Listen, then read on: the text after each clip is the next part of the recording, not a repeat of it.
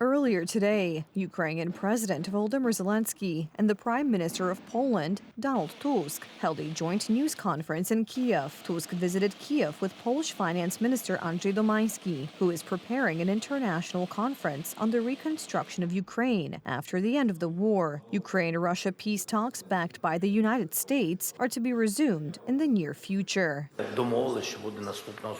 We agree that the next meeting will take place in the near future. Regarding the nature of the conversation and what was discussed, they talked about everything. The negotiators consider the information very sensitive and want to come and brief me in detail. It is important that the process is ongoing. We would like faster results, but if the next meeting is planned, it means there is a chance to continue the dialogue, which of course we very much hope will lead to the end of the war. Kiev's delegation raised the issue of further prisoner of war swaps with Russia as part of a prisoner exchange resulting from trilateral talks in Abu Dhabi.